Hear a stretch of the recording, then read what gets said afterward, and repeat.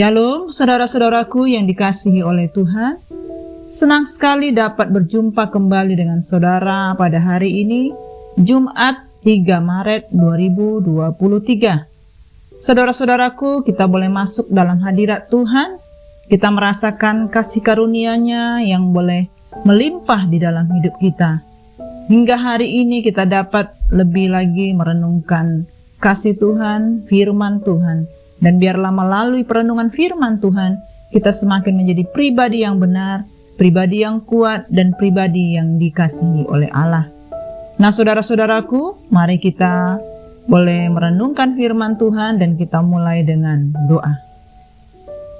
Terima kasih Bapa yang sungguh baik, kami bersyukur hari ini Engkau berikan kami kesempatan baru untuk kami dapat memulai aktivitas kami. Tuhan berkati setiap kami kalau kami akan merenungkan, membaca firman-Mu, urapi setiap kami, ajar kami Roh Kudus, sehingga firman Tuhan yang kami dengar sungguh-sungguh tertanam dan dapat berbuah di dalam hidup kami.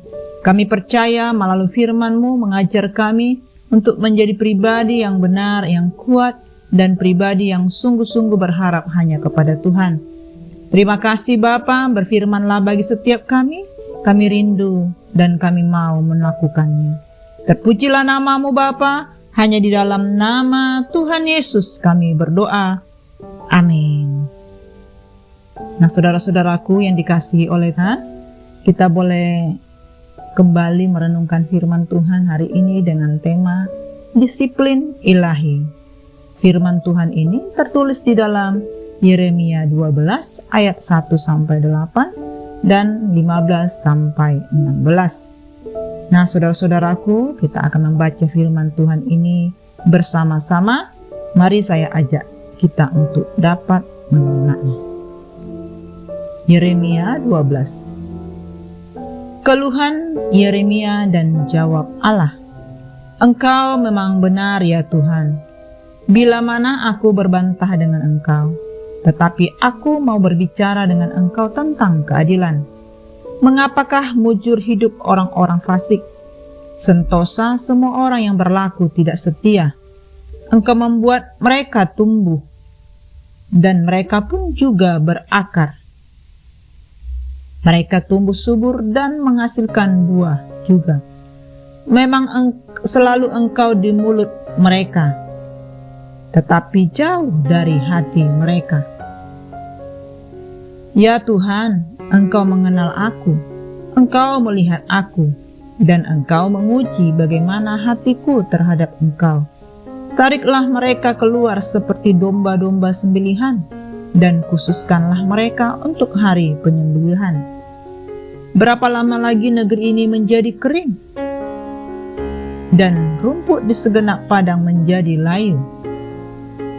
Karena kejahatan penduduknya, binatang-binatang dan burung-burung habis lenyap, sebab mereka telah mengira ia tidak akan melihat tingkah langkah kita.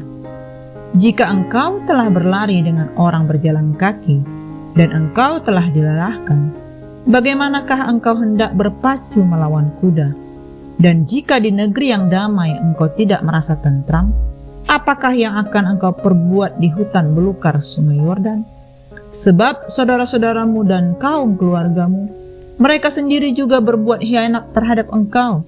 Mereka juga bersama-sama di belakangmu.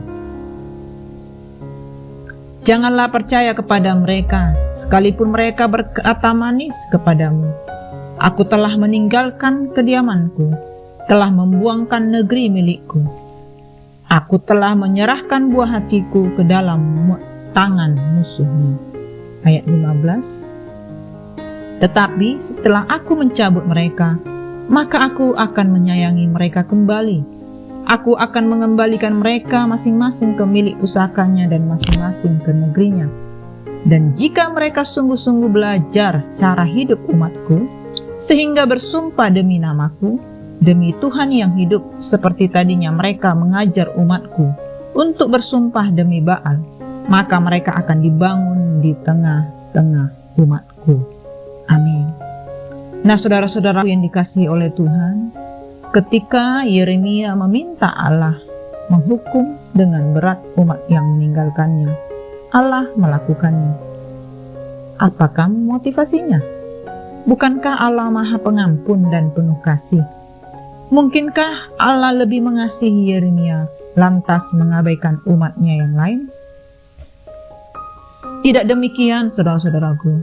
Oleh karena kasih-Nya, itulah Allah memberikan penghukuman kepada umatnya yang tidak setia. Hukuman yang diberikannya itu tidak didasari kebencian untuk membinasakan, melainkan didikan ataupun disiplin untuk mengajak umat bertobat. Dan terbukti Allah sangat menyayangi tetangga Israel yang jahat. Allah memberikan kesempatan kepada mereka untuk bertobat dan beroleh keselamatan di dalam Dia jika mereka mau mendengarkannya. Terlebih lagi kepada umat pilihan-Nya. Tuhan mengatakan bahwa Yeremia seperti seorang pelari yang sedang bertanding dan seorang pejalan kaki. Dengan demikian, ia seharusnya menjadi pemenang. Bila dengan seorang pejalan kaki saja ia sudah menyerah kalah, bagaimana pertandingan selanjutnya, yakni melawan kuda?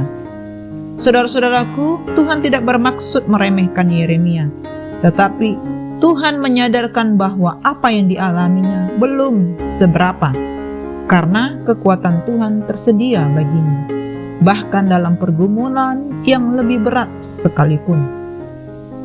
Saudara-saudaraku, melalui kebenaran yang menyentakkan kita ketika kita melihat bahwa Allah meratap merintih kesakitan pada waktu Ia menjalankan penghukumannya atas bangsa ini.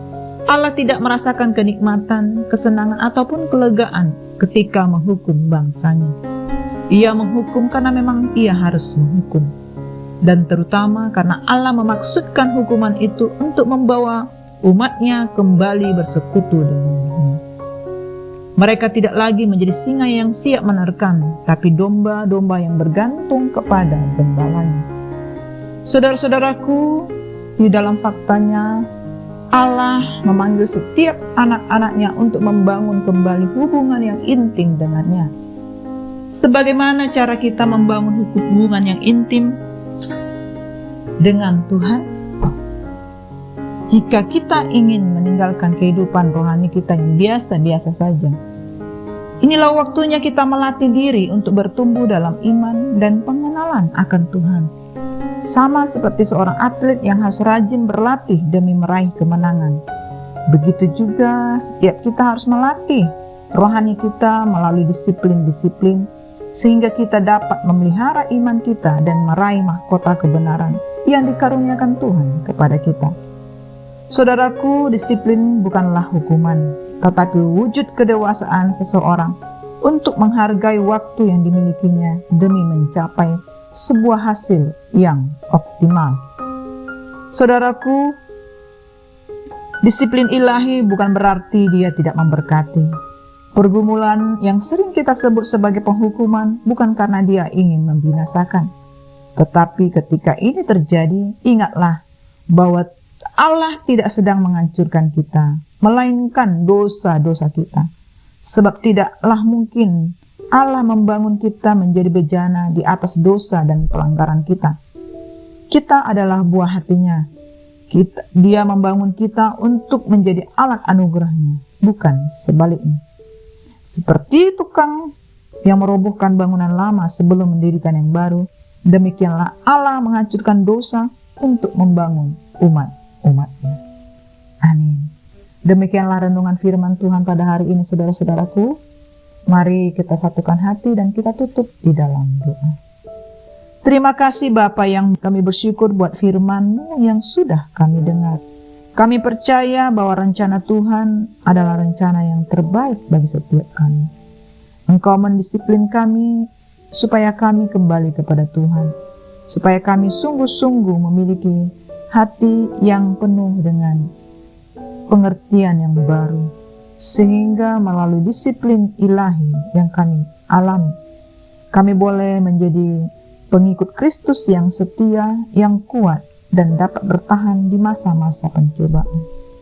Terima kasih Bapa, Engkau sungguh baik bagi kami. Kami percaya Engkau terus menyertai, menolong, memegang setiap kami.